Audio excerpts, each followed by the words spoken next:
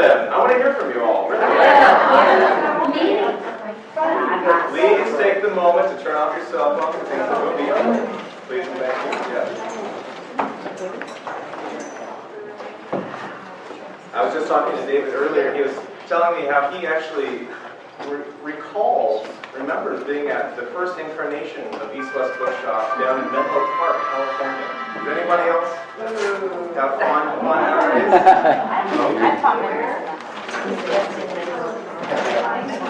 With that being said, David Kahn is a dear friend of East West Bookshop, especially us here in Seattle. He's a wonderful author, wonderful astrologer, and really great guy. So without further ado, please help me in giving Mr. David Kahn a very warm Seattle welcome.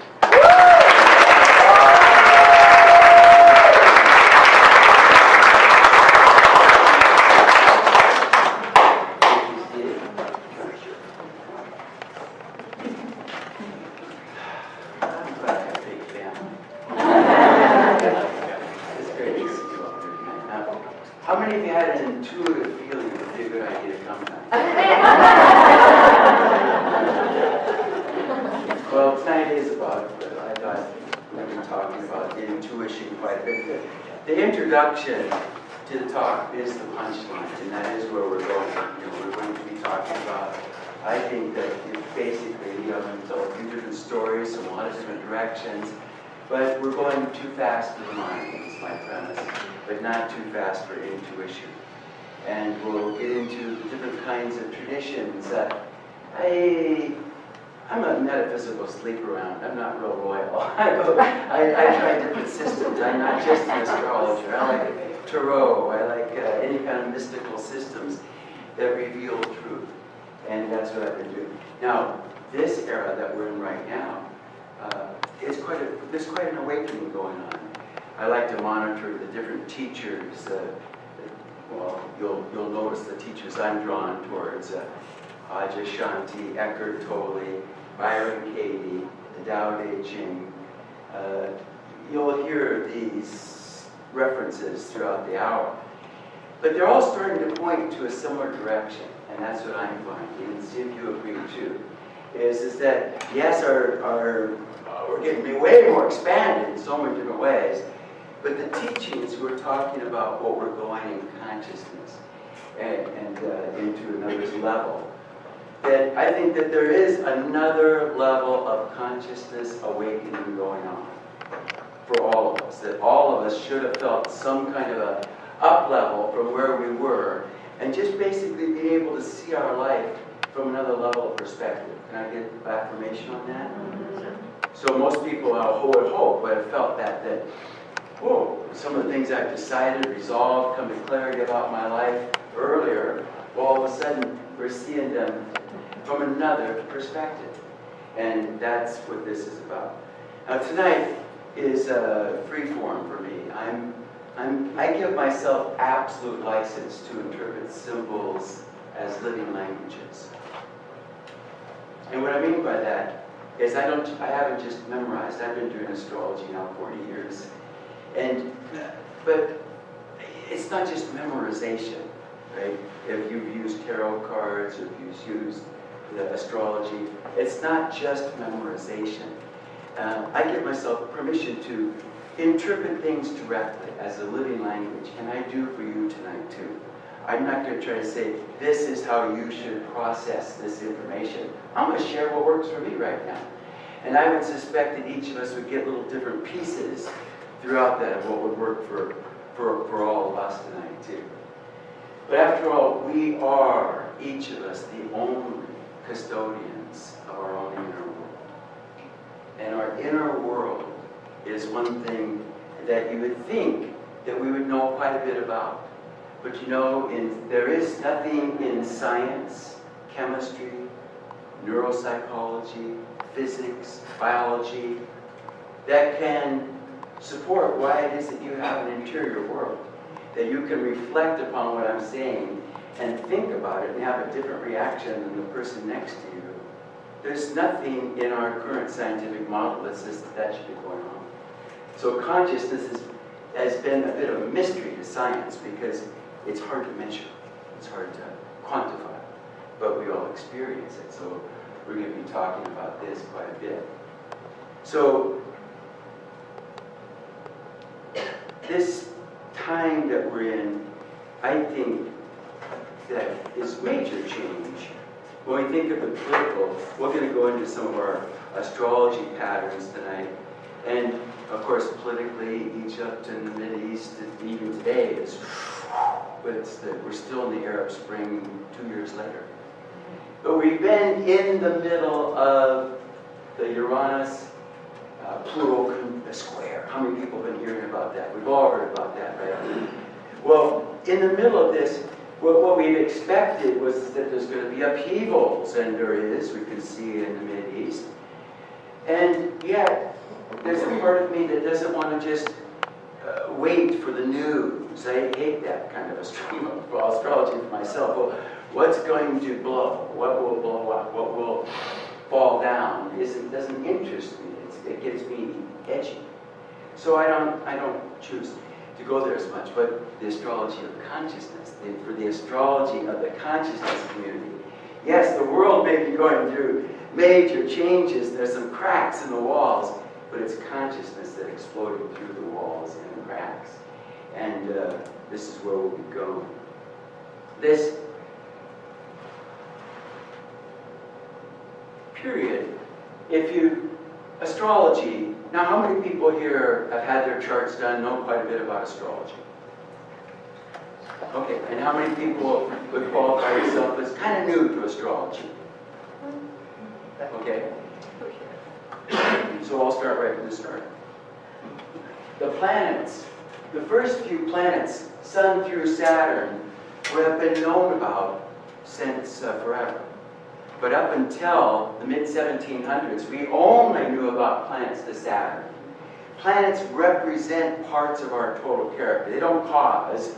You know, if you go to a modern fortune teller, none of them are going to be a fortune teller, assuming that I know everything about you because your chart says so. Oh, of course not.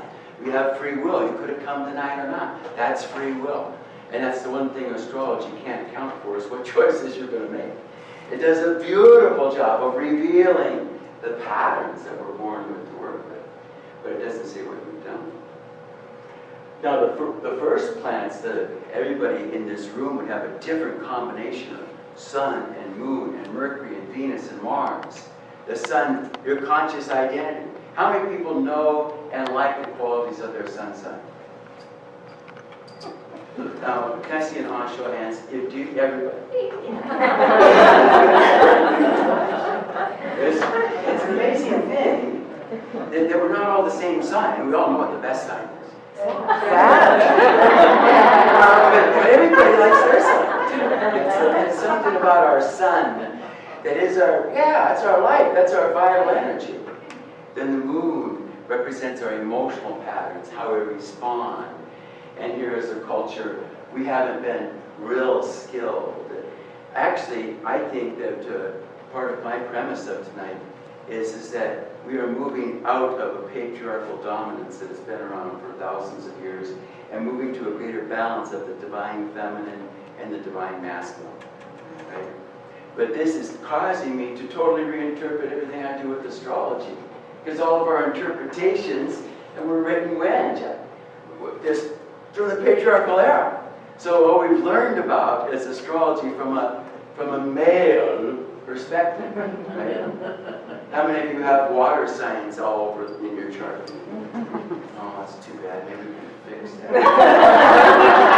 Stop the plants in the 12th house. That's a disaster.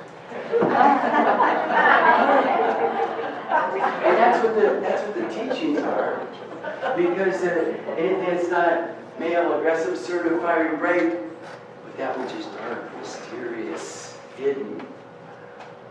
Well, those are the feminine qualities, and all of a sudden it might be time for us to, I think, re-look at some of the ways that we interpreted these. So up until Saturn, everybody's got that. Saturn's a part of your character. It's the adult in you that's figuring out how to pay bills and either have kids or not, and have a mortgage or not, and all the decisions that we make, our self-control, self-restraint, self-discipline.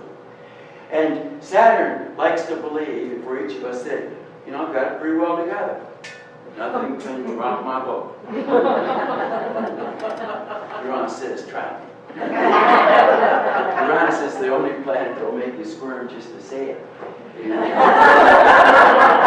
think we should talk about Uranus now. But Uranus, Uranus, that planet is called different things. But it's the first of the outer planets. It's the rebel, the revolutionary, the reformer.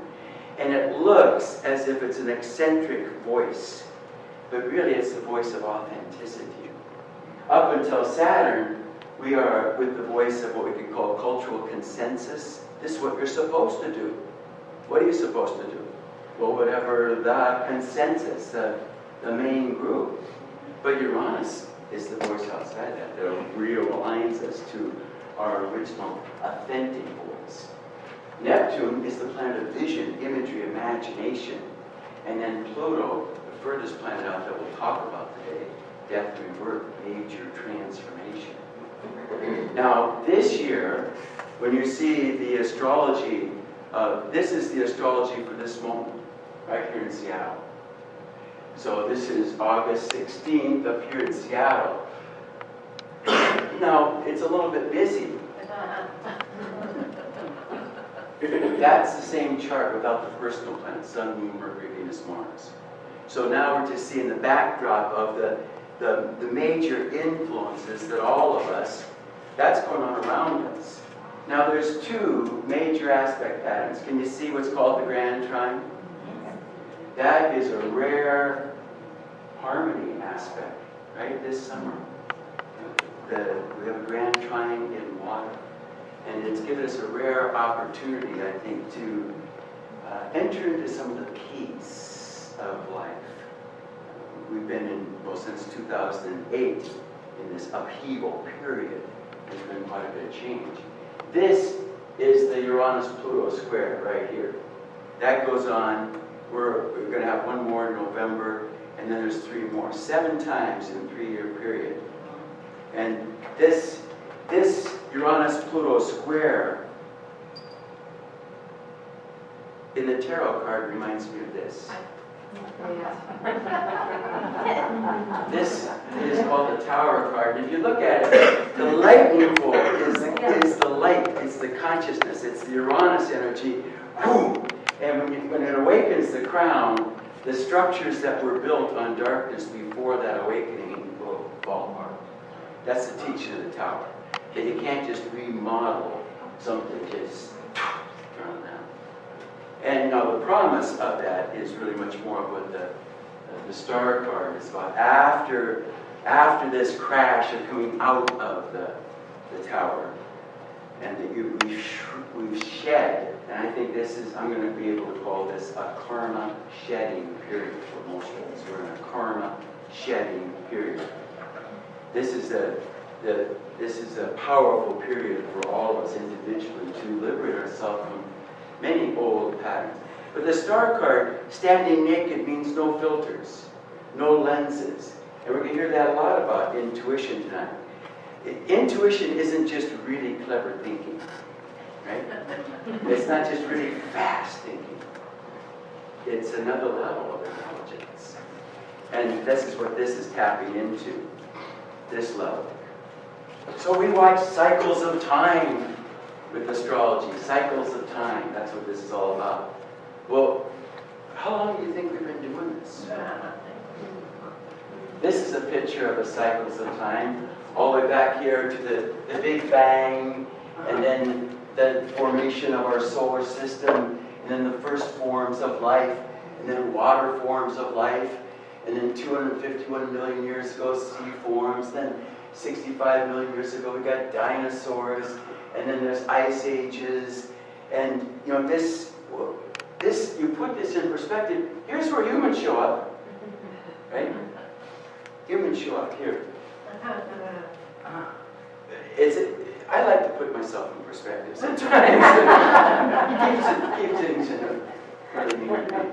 But if you took a picture, you know, if you paint the new Freedom Tower in New York City, And if you made that a timeline, so since at the 0 is the 16 billion years ago, the start of the Big Bang, and then you put on it when the dinosaurs showed up, when planets showed up. Do you know when humans would show up on the Freedom Tower, if that was the model? We would be the paint on the top floor.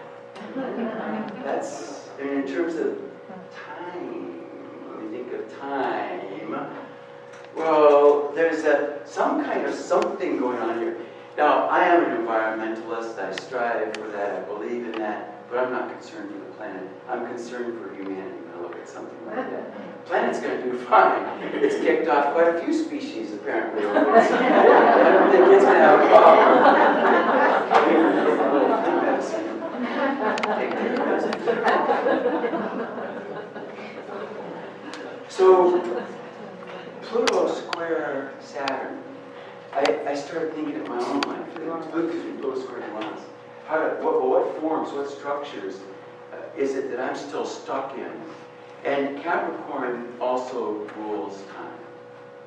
Now, time. How do we keep time? What night is tonight? It's Friday night, and we have an agreed upon date, right? And that agreed upon date is from the calendar that was started in, when?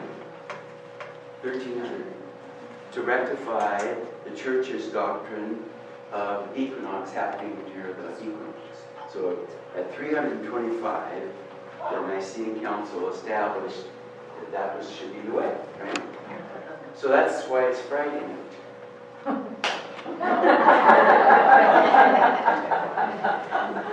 Instead of eagle night. But I consider this quite a bit. I've been playing with the notion actually quite a bit. How many of you, we understand the calendar, but how many of you, if we think of it, you're living the Pope's calendar, is that organic for you? Is that natural for you? Does that work? Does your productivity cycles fall 9 to 5, Monday through Friday? Does your amorous cycles only fall in the evening? Does your goof-off cycles, nap cycles, only fall at lunchtime? Or, do you see what I mean? Sometimes we're trying to put ourselves energetically into a structure. And every once in a while, when I have a freedom, I call it, I unstrap myself. And I take off the watch for a weekend. And I wonder, what would it be like if I didn't look at any clocks? And I just ate when I was hungry, was creative when I was creative, amorous when I was amorous, slept when I felt sleepy, and got up when I felt like getting up. It's not convenient for the world, but if you're self-employed, you can pull it up and you can pull it off for weekends. But it's a very interesting thing. I always thought I was a late night guy, and now I find out I'm an early morning guy. If I just let that happen, thing just shifts, changes. But what about time? Where are you at? Where are we at with time? This is the Mayan calendar of time.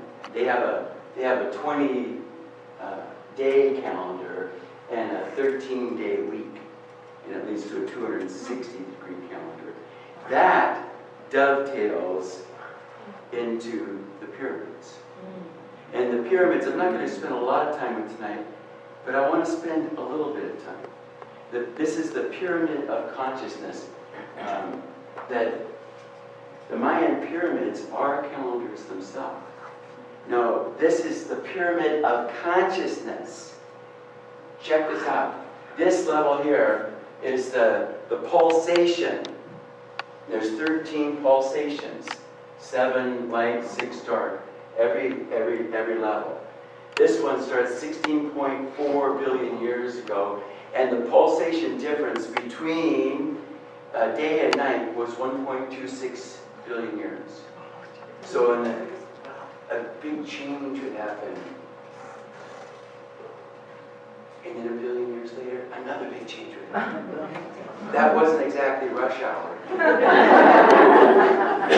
Consciousness model, right? And at this level, it's about, at each level, it's about what consciousness was doing. Consciousness at this time was just laying down the laws of the physical universe. that still operate. Gravity, action, reaction, the physical laws. At this level, mammals show up 830 million years ago. And now day and night is faster, 6.63 million years. And now we have complex life. And complex life is still the herd level of consciousness. If you think about consciousness, and you think about a school of fish or a school of flock of birds, right? And you throw a rock or something at a school of fish, what will it do? It'll act as one. Or you'll watch a swarm of birds act as one, right? So it's called the herd level of consciousness. And I'm sure we all know some people who still live at the herd level of consciousness. Right? I'm just doing what I'm supposed to. What are you doing? What I'm supposed to. Whatever everybody else is. Next level, monkeys show up. What's the difference between monkeys and fishes?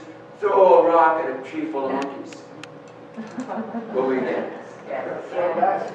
Someone will throw it back, somebody's going to run. They scatter. Individualized response.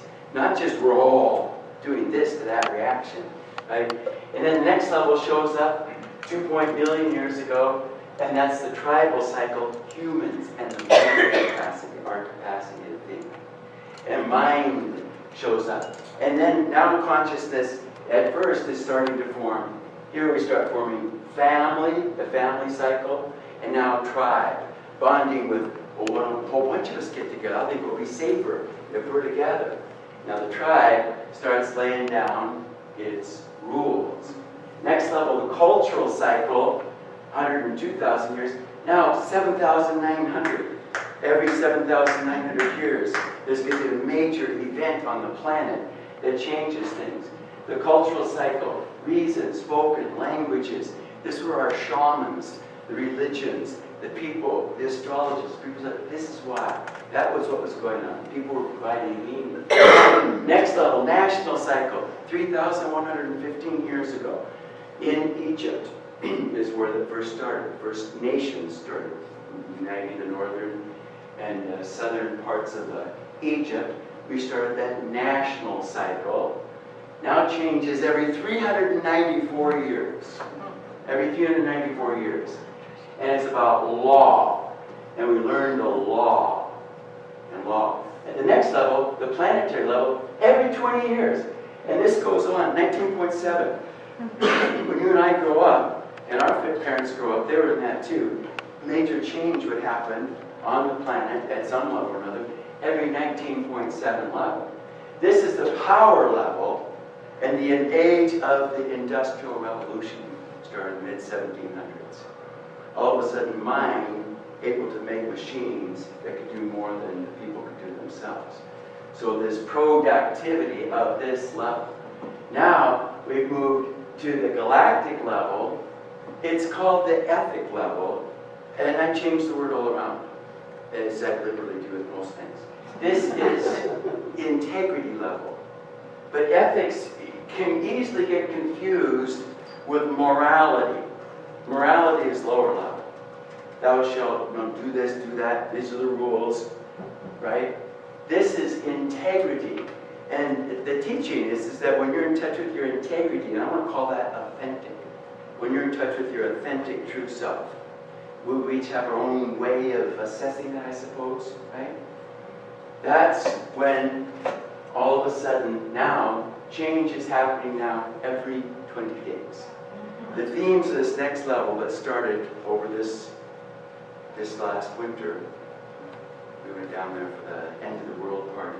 It's a hard one to repeat.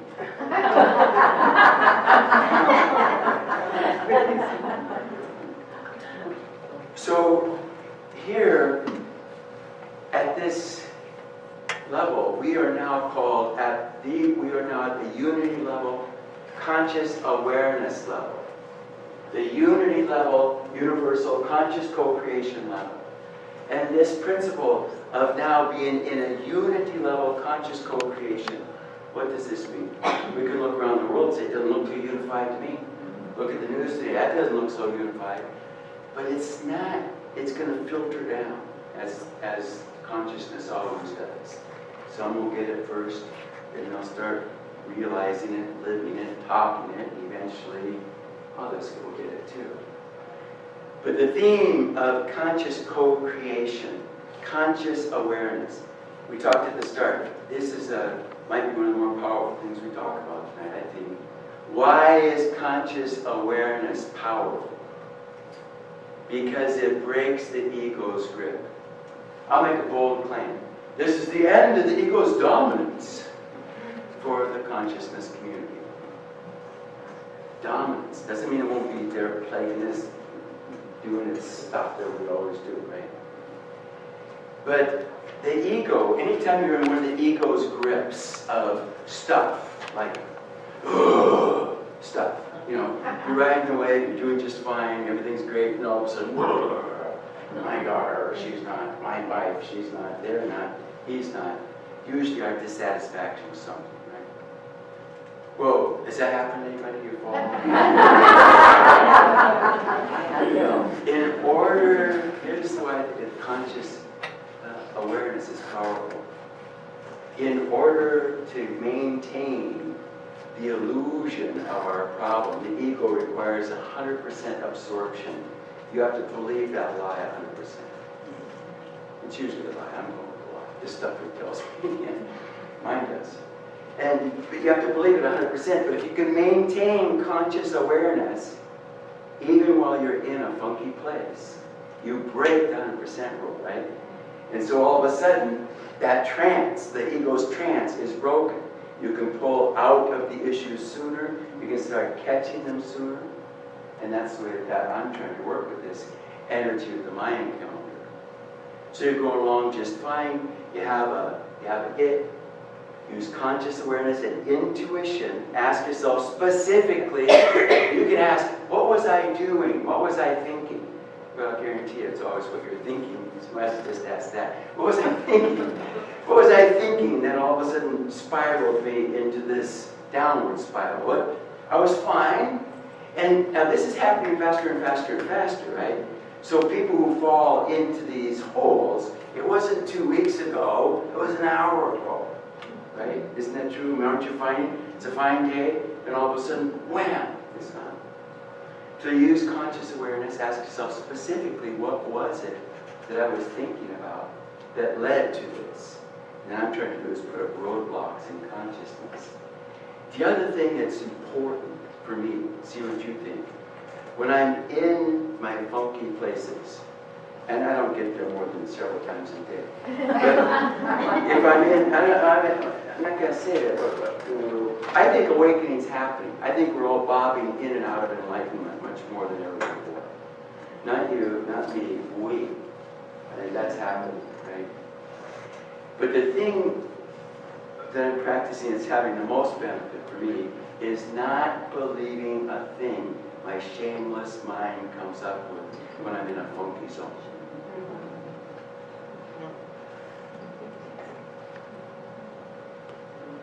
Just not believing. The mind is shameless, isn't it? I mean, anybody's mind is. They can go anywhere. They do go anywhere. And when we're in a funky place, they go really weird places. Ollie would be proud of some of the scripts we come up with. I just not believe it because it turns out usually they're not true. That also helps quicken getting out of these funky places. So we're now in conscious awareness to a greater degree of our own lives. Now, tonight's talk, of course,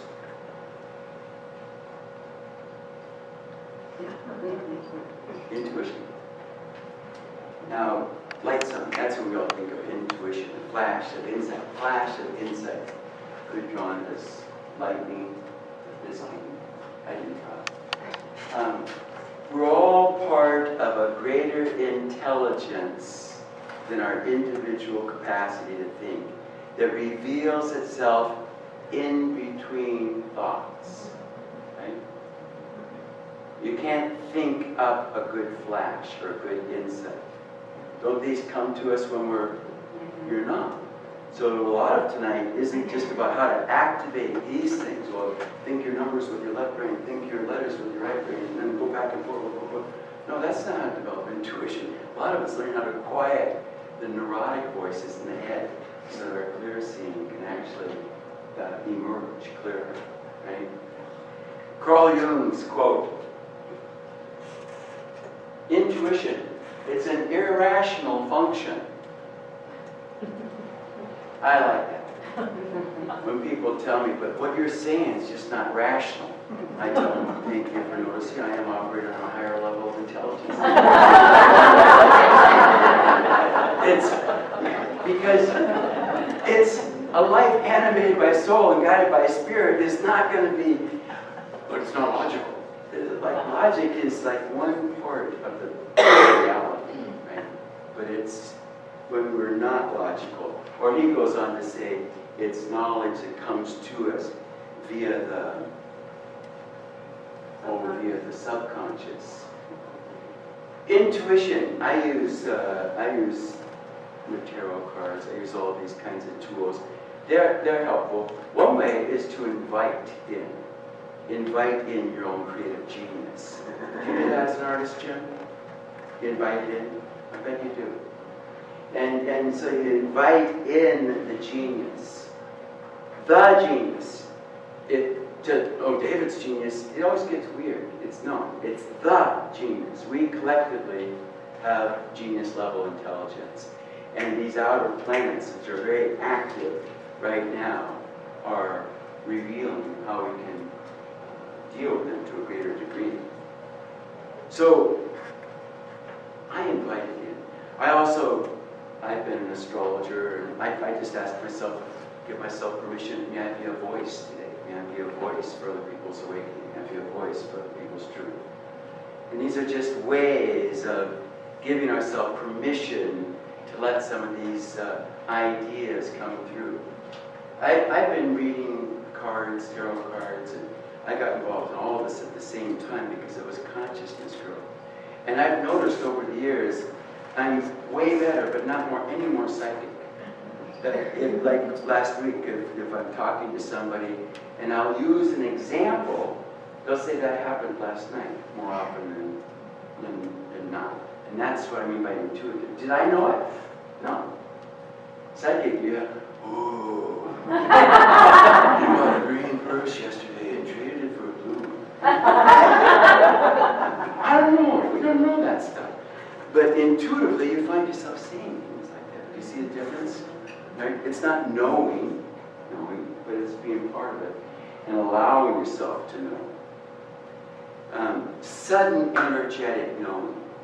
This is my new definition of intuition for me. I'm not saying this is what will be taught at universities like this. Sudden energetic knowing. Sudden energetic knowing. So the teachings back to our pyramid are so that we can get in touch, that we're going too fast for the mind right now, right? So use the mind to gather all the data to prepare as best you can. Then get in touch with your integrity and trust the sudden energetic yes or no. Does this decision, that's not a chapter or a new print or a new idea. It's just a yes, no. But I find that really valuable for me. Then when you're in your integrity, the yes is about staying in your integrity, right? You only say the ideas, and the no would be decisions going to put you out of your integrity. The other thing is why I don't believe my shameless mind when I'm in a funky zone. I know that's not my integrity. I know I'm not being dishonest with myself. I'm trying to be honest. Man, you're really messed up. But I don't want to think, yeah, that's my integrity speaking. No, that's my messed up way speaking. Right? So we pay attention to that. Intuitive. In astrology, that's going to be the planet Uranus a lot. Steve Jobs has a Uranus-Jupiter conjunction. How many people got a chance to read his book, Steve Jobs? Beautiful, uplifting book. That's a joke. It's a wonderful study of brilliance, of geniusness. But he wasn't able to incorporate this into his life. So he was known as a very abrasive individual. Intuition, now my point is, intuition isn't polite. Intuition isn't polite. He would be known, if you're working with him, that's crap, that's good, that's crap, that's good. Look, where's the little sock? Boom, boom, boom, boom. But intuition isn't polite, is it? I mean, you want intuition to wait for a more polite time? It just isn't.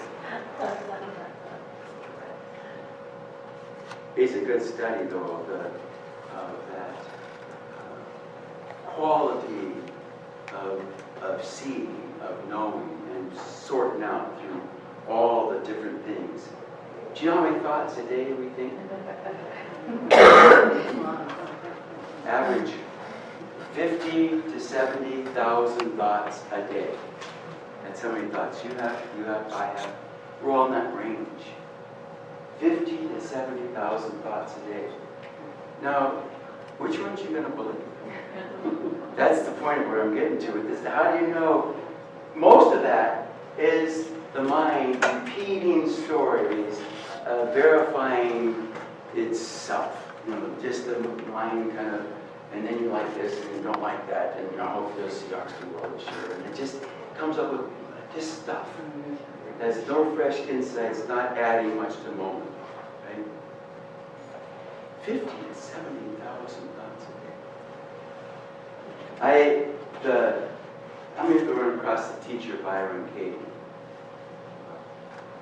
Oh, I just ran across her work this last year, but I think it's brilliant, brilliant. She has the work. And remember the work, it's the 4 questions. And would this be relevant if you're thinking 50 to 70,000 thoughts a day? The first question is it true? That's a good one.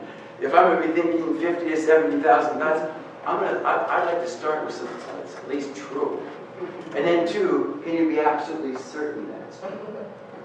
Usually that wipes out about 95% of my thinking already. It's like, oh, why put energy in that? It's not even true. If you can't be absolutely certain it's true, what? The billion things you could think of, why think of that? Right? That helps me. 3, she says, think of the energetic impact where you believe that thought. Right? What's it feel like when you believe that thought? That anxious, nervous stuff. What's it feel like? And then 4, what would a turnaround be? So, I was getting ready to go on a trip just a couple weeks ago, and a tooth exploded on the day before the trip. It was something that already been fixed and just Well, I don't have dental insurance.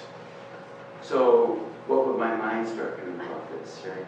What was my mind going to start doing? It would think of, oh man, it's going to cost $2 billion. Oh man, it's going to, and then, blah, blah, blah, blah, blah, blah. I went down and I worked with this lady for a while, and she worked on my tooth, and she was in a rant that day about the insurance companies.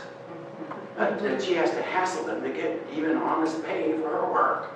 And then she says, and then there's people like you have to come in and pay cash. Well, I'm going to do something about that, she says. And then she fixed me all up, and I went out and handed me my bills, $100 cash. Isn't that cool? So all of my time spent worthless. Wasn't true. Didn't help, didn't add. Just examples that we, how many times a day do we grind away over things that probably aren't even true? Probably that's not even going to happen.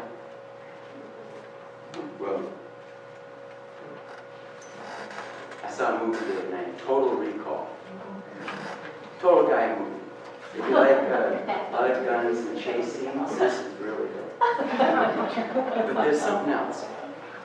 This guy was injected, there's the story. The guy was injected with a serum that gave him false memories. Isn't that interesting? I mean, he remembered his sister, his brother, they weren't real. But it was the serum that did it, right? He had false memories. He had a whole, my wife lives back there, the kids are here, my mom's, her birthday is. And then through the story, all of a sudden, he starts kind of waking up to his true self, like, wait a minute.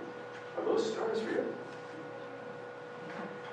Well, I'm watching that movie while I'm thinking about these kinds of thoughts. I'm wondering how many of us are carrying around false stories? How many of us have been carrying around false stories that we've heard about ourselves? You are, young lady, from mom, from dad, from sisters, from brothers, from neighbors, from teachers. That how many of those stories are false? How many of them are helpful? How many of them are not? Wouldn't this be a good technique? Her 4 questions for See, I think Karma Shed, we have to disentangle. Many of us were raised by people who are less conscious than we are. And we're carrying around those stories of who we are by people who, in some cases, now there's so different ranges here, as my wife was reminding me that, when you start talking about your experiences, some of those people weren't born yet. But we want to get to this point. I want to ask, how many people here grew up with "I love you" often in your home? You did? No. I grew up in a family that was never uttered. It wasn't that it wasn't felt. I knew my mother loved me. And even as a young teenager, I could start in squeezing her and saying, "Come on, I love you, Mom."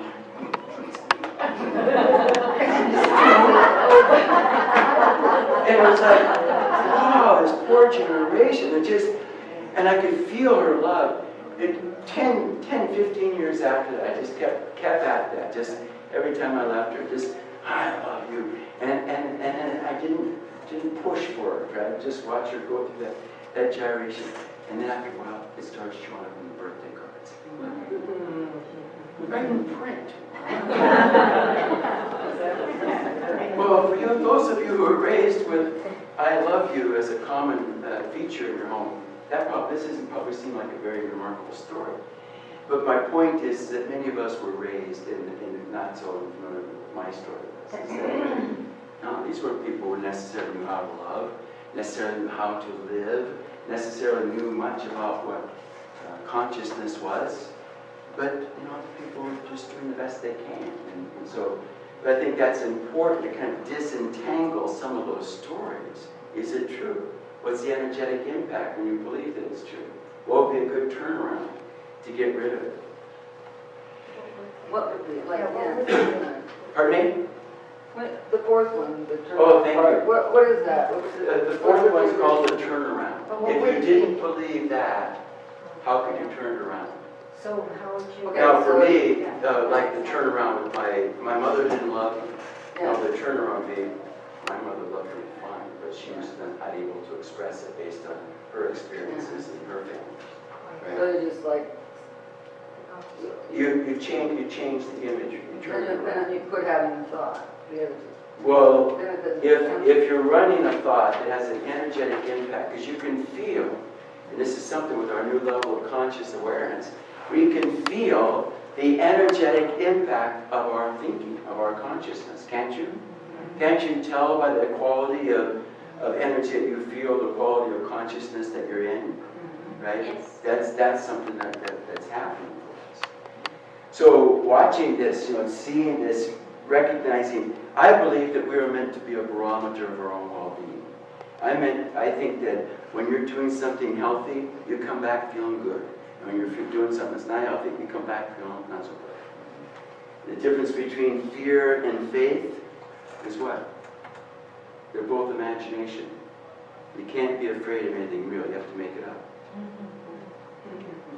But have faith. You don't see it either. You don't see the angel. We don't see the demon. But which one energetically feels different? And that's having the courage, I think, to use our own inner barometer rather than consensus shoulds about, well, does that resonate as truth to you or not?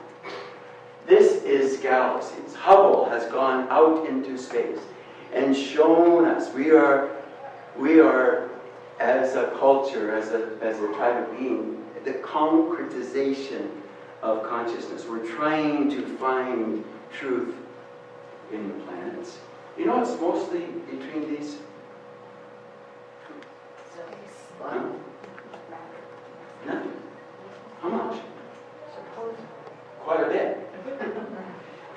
that map looks pretty crowded. They're billions of light years away from each other. These are what we're beginning to see, and they've gone the other way with science too. We're going to find the building blocks of reality. It's the molecule. Oh, molecule's made up of atoms. It's the atom. Oh, atom's made up of quarks and subatomic. Now we understand clearly that whatever matter is, it certainly isn't matter. It's not matter, it's not stuff. It's energy, right? And do you know how much space is in between? Now these atoms, I suppose, are in us, right? There's a lot of them. How much space is in between these? If you took this and the nucleus and made it the size of a pea and put that pea on the pitching mound of Yankee Stadium in New York, these electrons would be dust mites flying around the outside of the stadium. How much mass, how much space? Right? Is it, you're nothing. You're mostly nothing, right? What's in there? Nothing. And we have this emptiness, this nothing, is something we haven't really understood yet. I haven't got this fact checked, but it's a fun thing even if it isn't true. But I think it might be. Because I couldn't find it unchecked. If you took all of the empty space out of you and me and you and all of humanity, all the empty space, all you had left was that it's 99.999999999 space, and it's just a little tiny bit. If you took all of that and added it together with all of humanity's actual stuff, you know what they go be? That's the sugar cane in the ice. Isn't that fun? That's where we're.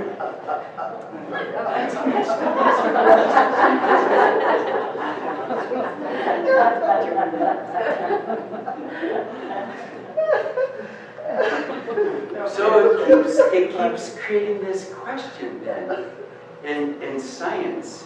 Well, then how does consciousness arise out of that? Chatter arises out of Did you ever felt that? Or did you yeah. So Peter Russell is one who's introduced me to this. Our friend here is saying it's the other way around. How does matter arrive out of consciousness? Consciousness is the primary substance. Consciousness is the 99% of that space that flows through everything and everybody. And that empty space, by the way, that flows through me. And I was thinking of this the other day because I tend to be a person that reads a lot about meditation. That's kind of a joke. Oh yeah, I know about meditation. I know lots of books. Did you meditate? No, I was busy reading books. Well, it's one of my vulnerabilities. I tend to get hooked into studying about these things. And one day I was thinking about that. I was thinking, well, you haven't experienced this empty space. You're sure writing, thinking, talking about it. So I sat down just to experience it and to feel that same empty space that I just kind of pictured how much empty space was there. And it was a whole lot more than, of course, but then I realized that it's the same empty space that flows through me, that flows through Jim. And there's no line of the empty space. And it flows through you. And it flows through mine. And it flows, it's like, whoa, there's that interconnected fabric, right? So, back to astrology. We're thinking about these situations of the squares and the grand trines that are out there. And with the Pluto Capricorn, most of us, how many people feel a hunger to feel more connected to what we could call your soul's purpose? You don't want to just have a job, you want to have a soul's purpose. Wasn't that part of what the Capricorn called? By the way, Capricorn, How many people think of Capricorn? I'll ask masculine, I'll ask feminine. How many people think of Capricorn as a masculine sign? Male sign? How many people think of Capricorn as a feminine sign? You know, it is a feminine sign, but the reputation of it has been, I think, pretty, of course, we've got the patriarchal organization. Take charge, organize, right? So it's, but responding to this sense of purpose or need we feel that we hunger for. All of life is here in a response to a need that brought us here. I think. I don't think there's anything in nature that isn't part of a need that brought it here. And we're curious about what our need is or what our purpose is. I think it's about responding to the needs that you were drawn to. Our children, our land, our plants. What is it in the community when you think of your purpose? What is it that you feel is needed out there in the world? Right? When you feel that need, when you think of it at this level, that's called job description. So, we're going to talk a lot about the Tao Te Ching tonight, too. I want to talk about this notion with Capricorn. We have so many things to do. Here's a great Taoist saying, without doing anything, leave nothing undone. Heard that from the Tao Te Ching? Without doing anything, leave nothing undone. Please. That's just about being. A little louder for me. That's just about being. About being. And just being with it, rather than making it. And I think of this, when we get tired, when we get exhausted, there's two things that come from exhaustion in my mind. One, exhaustion comes from our attempting to push our life up a hill. I gotta make this work. In its effort. But there's another way, to allow life to live you. Right? And when we enter into the activities that we're taking part of, life is living you. You're not living life as much. So we respond to the vortex of energy that the needs create. And at the end of the day, you're not exhausted. You're tired as we get older, but not bone dead exhausted. The other thing that comes from getting exhausted is when we're not wholehearted. The poet David White revealed this in a poem that I realized how powerful the teaching was. When we're not wholehearted, isn't that amazing? That's when we're exhausted, that we get tired or burned out from things. If we're not wholehearted. And so I kind of challenged myself with that a bit and thought about some of the things I was tired with and really brought my better, be wholehearted or don't do it. And it helps. It's a great attitude. Sometimes you have forms in front of you that are too small to put the formless of your being into. And we have to make some adjustments. Right? Sustainability, Pluto and Capricorn. To me, if we want to align with the alignment of the Earth, it's since 2008, Pluto moved into Capricorn. What happened in fall of 2008? Collapse of all the illusions that we had in our casino-style economy during the Sagittarian era, which I'm not judging. I know some Sagittarians. But nonetheless, that's speculative. So now we're moving into this other level with that Pluto in Capricorn. So the Hawaiians have this lovely notion called community of higher selves that I like to use quite a bit with Capricorn goals and ambitions. Like every other tradition, there are many other traditions, they'll have the teaching that there's a higher self and a normal self and a lower self. And that if you make a wish or a goal for yourself, I'm going to get a degree, I'm going to take this workshop, I'm going to get training as. And if it's really in your soul's best interest, it's your higher mind's responsibility to facilitate your higher self's response. It's going to help you, right? But if you make a wish that if you're successful at your goal, other people and their kids are going to benefit, every one of theirs souls that would be benefited by you achieving your wish, enters into support with yours. Isn't that a lovely thought? It's like the community of higher selves. And this is sustainability. That's the Pluto and Capricorn thing. And was the economy that we were in 2008 sustainable? No, it probably wasn't. Well, do you know, when we think of sustainability, if you take a look at the Earth right now and the number of people and the amount of resources that we consume per year, and the amount of, and the planet can reproduce, rejuvenate back, right now we use 1.5 times what the planet can reproduce every year. Right? How's that sound for sustainability? Well, the United States, we use 5 times more than what the Earth can produce. It would take 5 Earths just to supply our needs in the United States right now, just from our consumerism. The rest of the planet, the poorest countries, like Bangladesh, they're still they're still depleting. I got it, you know, yes, us in Europe and Berlin, we're probably all doing too much. But what's surprising is that even other countries, other planets are too. So,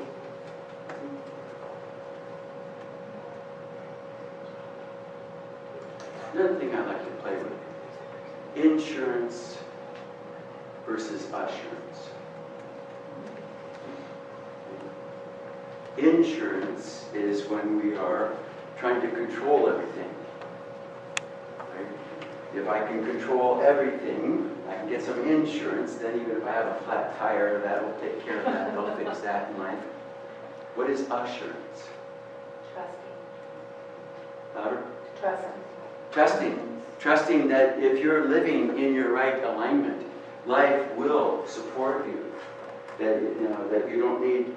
I'm not going to say don't get insurance, just because some of us listen.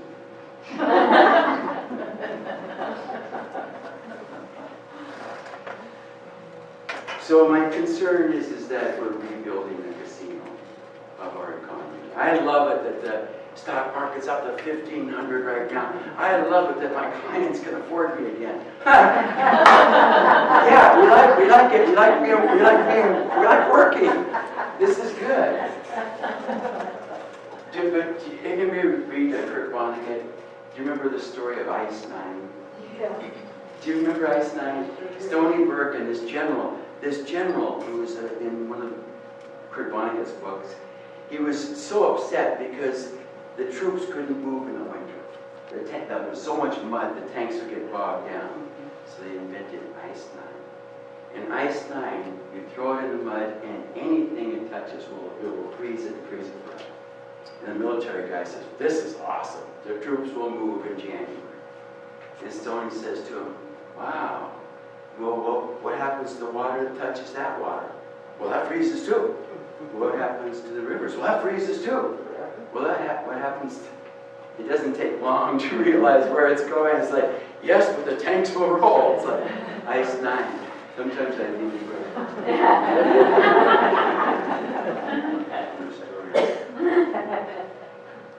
So, what is the work? When we think about applying this in our life, I think the work that we're doing is removing some of the illusions, the gravity of our own self-stuff, our own stories, the gravity of the mind's matrix pulls us down. And as we learn how to disengage from that lightness of being comes in to a much greater degree. Now, I think in terms of enlightenment again, that's a story. Most of us grew up in that enlightenment just sounded like, well, wait a minute, that was only for like 2 or 3 or 5 people in the history of the planet, right? There's only been a few. So this is the teachings that we've received that I think have been terribly disempowering for us. And to awaken, maybe use that word instead of enlighten, It's to remove all the illusions that make you think that you're not. This intuition level, this inner guidance that we have, it's already operating. You don't activate it. You remove the things that are standing in the way, the doubts and the immersion, that you can somehow figure it all out with the mind. That's our illusion. That somehow you can, with your mind, figure out how to get beyond the mind. Mind's never going to think it's a great idea.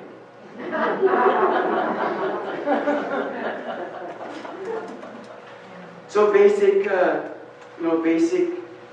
basic spirituality for all of us is moving away from the ego based of what can I get from this situation.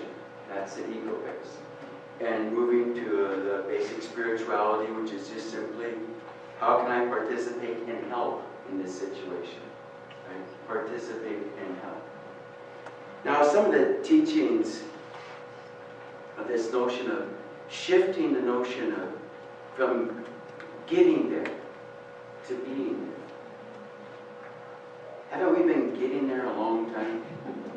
We're crossing this street, and on the other side is our freedom and our enlightenment. Have you noticed that the street just keeps getting wider? It keeps widening, right? Because if that is the intention, we'll never get across, because that's what we're doing. We're crossing rather than being in this liberated, freer state of being that we're talking about, that we want to. The Tao Te Ching, Stephen Mitchell has beautiful translations. It's the second most translated book in the world after the Bible. I would recommend anybody. To me, it's been around in its poetic beauty forever, but I think maybe our consciousness of humanity is at a point where we can start understanding some of these terms that sounded so beautiful.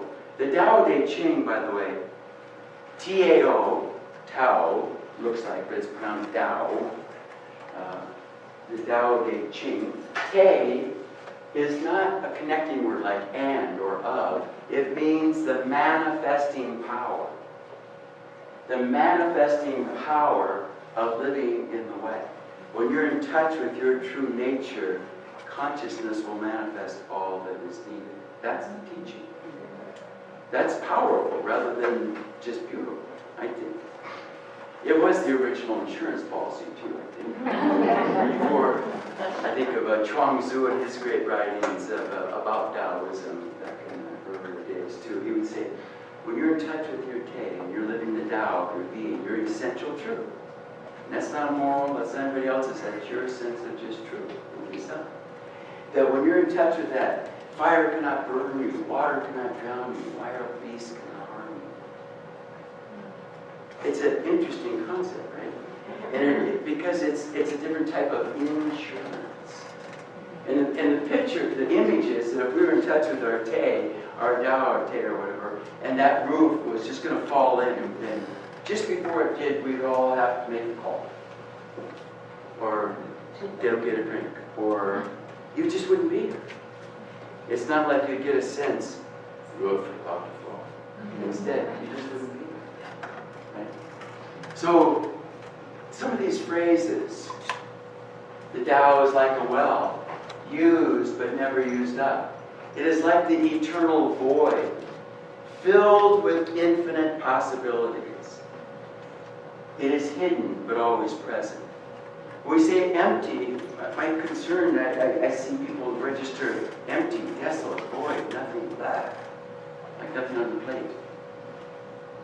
But it's a different type of emptiness that we're getting to, that is a pregnant void. It's where all creativity is born from, all creativity. So a few of the Tao quotes. The Tao is called the Great Mother. Did I just give that one? No. Empty but yet inexhaustible. It gives birth to infinite worlds. It is always present within you, and you can use it any way you want. One more. The Tao is like bellows. It is empty, yet infinitely capable. The more you use it, the more it produces. The more you talk of it, the less you understand. Okay? That's the first line of the Tao Te Ching. The Tao that can be named is not the true Tao. And if you can name it, since it's the eternal subject, not an object, it's like you can't, it won't, it's only a current naming of it. So, Byron Katie, beautiful soul, somebody was asking her, well, it was just one of her interviews, and they're asking her about, how can you tell if somebody's coming from their heart? People call her a heartful person, she's coming from her heart. She said, 3 values.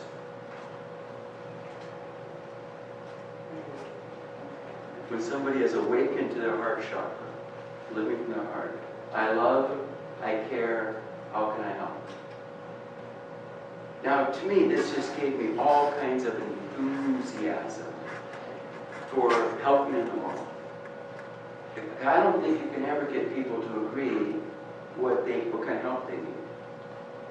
Right? And we can look out and we can look at and think, God, it's just, what's wrong? Or we'll just, they're stupid, what's wrong with us? But if more and more people awaken to their heart chakra, and that was their belief and their basic attitude of living life, don't a lot of our problems go away by the way? If more of us were in that space, woke up in the morning, I love, I care, how can I help today? So to me, that gave me something. Instead of changing people's views, their political views, religious views, you can't. Not important. It's also not important to get the mind to quit thinking. If you could go 5 minutes without thinking, without a thought, you would be the first person in history. No one has ever done it. Jesus, Buddha, people, no one's ever done it. Because it's the mind's effervescence. You can't stop the mind doing what it does. It's its effervescence. It's like sparkling water. Just come over the and then this, and then that, and another. But I love this concept of awakened values. We get concerned. If we don't morally train our children and tell them what's right and wrong, how are they going to be decent people? Right? So we start telling them what's right and wrong. But this is another way. Awakened heart values, morality is don't do this or do that, do this or don't do that. You should do this and shouldn't do that.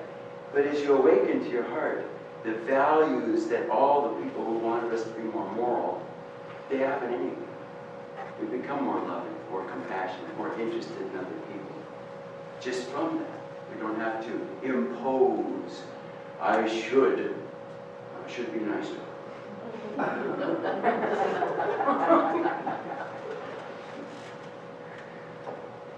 The other thing I've been playing with is the waking down movement. Waking down. Many of us have learned how to wake up already. And we've learned how to wake up by disengaging from the world. God, I hope I can get tomorrow off so I can have a spiritual day. That kind of feeling. I'm going to get in touch with spirit. I'm going to take some time off. As soon as I'm off of work, I'm going to go home and get in touch with spirit. Where is that spirit all day? And this awakened values, as we start recognizing this, that, no, that's separate. That concept that it's here but not there isn't helpful.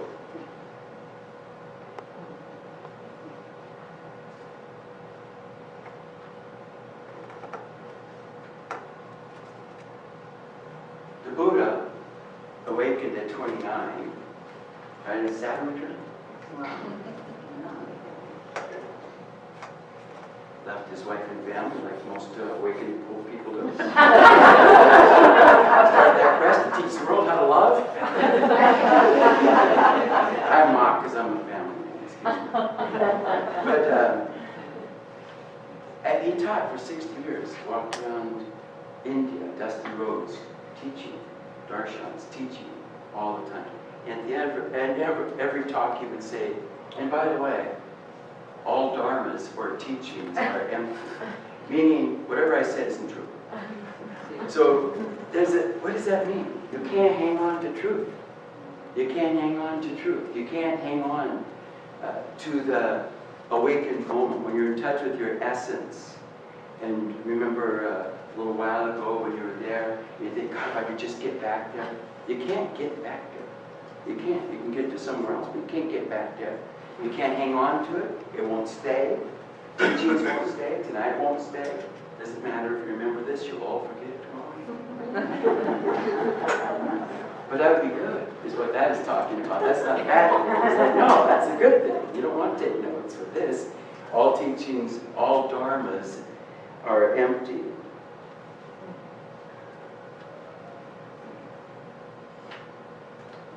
Tibetan sand painting, not a very clear image, but you've seen what they are. And they make these huge, beautiful mandalas. These are monks that have trained for years in meditation and colors and symbolism and iconography.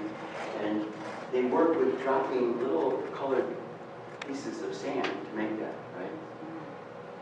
And these, if you've ever seen one, they're just gorgeous, gorgeous mandalas. And you know what they do when they're done? Take a brush them. And the teaching is about impermanence. The teaching is about our lives, and the teaching is about the next thought. That you can't hang on to any of it. You know, you invest in it, bring your best to it, and then be ready for it to go.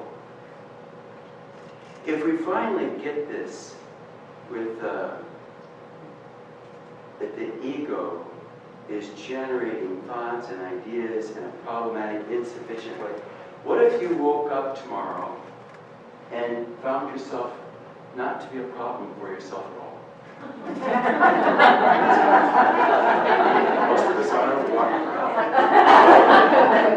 And the mind will solve that problem only to generate another problem, because that's what it does. It's a divisive tool that is a problem-solving tool. If it doesn't have problems, then it doesn't have anything to solve. And what's it going to do without a problem solved? I'm the problem. Okay. I just woke up. So it starts. But what would it be like if we woke up and you didn't believe in, you just absolutely didn't believe any of your thinking? Just like if you follow this notion that intuition, that clarity, that there's a level of perception that is beyond that constant yammering of our own egos. I like this, I like that, she's too this, she's too that, he's too that, that's too but, all the stuff we do, right? What would it be like if you didn't believe any of that? So you'd wake up, you couldn't be a problem for yourself. It's only the ego that's saying, well, yeah, but you've got to fix this, buddy. And then we all are afraid of being discovered. What if they find out?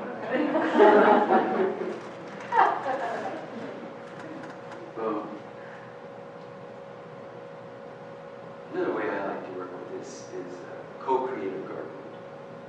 I've been gardening most of my life. But co-creative gardening is a concept that I've been playing with. Instead of imposing my will on my garden, co-creative gardening, you go out. What I like to do is I go out as part of the team. I let them know I'm your mobile agent today. You know, I'm your garden's agent. I'm an agent of your will. What do you need done? Because I can move, and I just surrender to that. There's lots of things that we've been doing with that have been fun. We live in deer territory, so having a garden in deer territory is awkward. We did put up the deer fence the first year.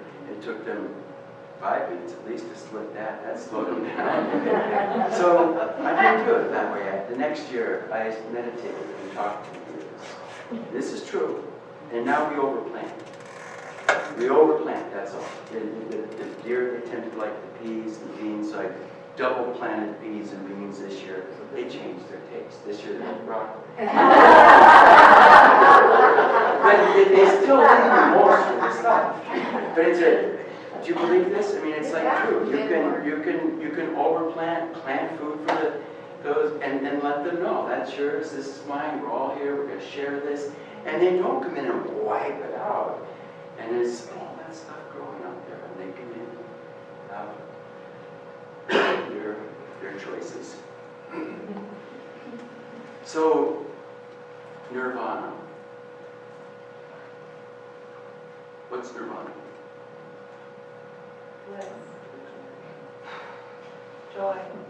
Joy. Right here, right now. Being here. The I like void. that. The void, maybe? Nirvana. The void.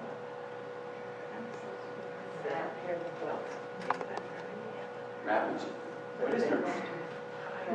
Well, nirvana has often been thought of by most of us in the sort of street spiritual community as bliss, right? You could be in nirvana, oh, you could be in bliss. The phrase nirvana means to blow the flame of desire. To blow the flame of desire out. Isn't that interesting? We think of all these images of what nirvana might mean. That's what it means. Now what does that mean, to blow the flame of desire out? Well, it's desire that disrupts our day. And it doesn't mean never to have sex or never have something you like and no more chocolate, if that's what you like and have desire for. It means not to go after them when they're not present. Right? But to blow out this flame of desire, to allow that peace, so things arise when they do, rather than, because the ego is the voice that will take us out of now streaming. The ego is not interested in now. It's interested in tomorrow. What you're going to do when you get home tonight? What about yesterday? What about last week? It has no interest in this moment. Right? So to watch that ego is working and recognizing, whoa, that's not a good thing or a bad thing, it just is. I don't think the ego is a negative, bad thing. I'm glad I have one. I know my address. But it's obtrusive. But this concept of being able to blow it out. Now that doesn't mean blowing out passion. Understand that. But desire, when everything's just fine, a beautiful moment, and the ego starts saying, yes, but if I just had. That's where we can start just quieting that voice and see. Because what we're trying to do is create space. Now streaming is a wonderful way to play with being. And I loved Eckhart Tolle's work. I call him E.T. But he's more sedentary than I am. I'm sure you could sit for hours. I bet you can. I don't sit for hours. So I like the now streaming notion. That you get into the notion. You stay in the here and now. But you don't separate from the moment to get into the now. If I have to, okay, we're all doing this. Let's get in the now. Let's stop doing this. Isn't that nice? Let's stop doing this to get the now. Isn't this the now? So this, how to activate it and be present with it even while we're involved.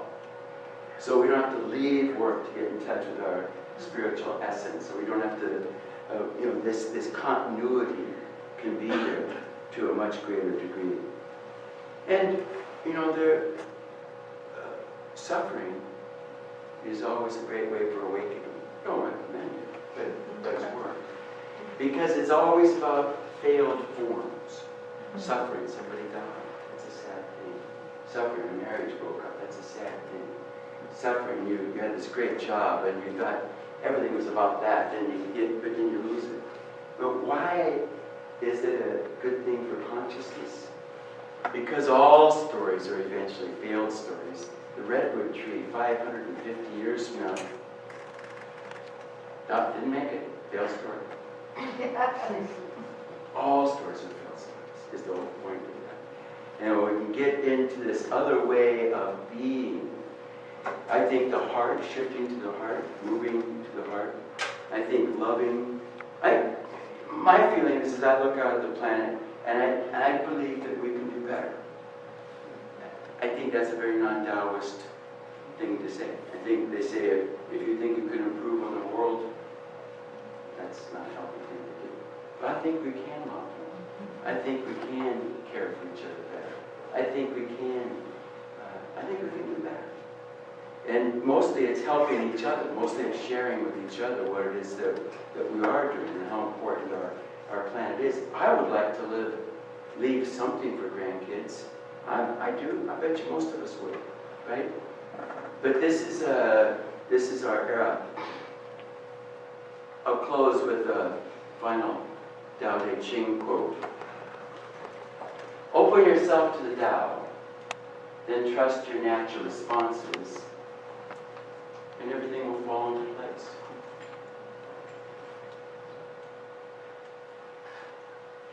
Sound too simple? That's now streaming. Way better said than I ever could. And thank you all for coming.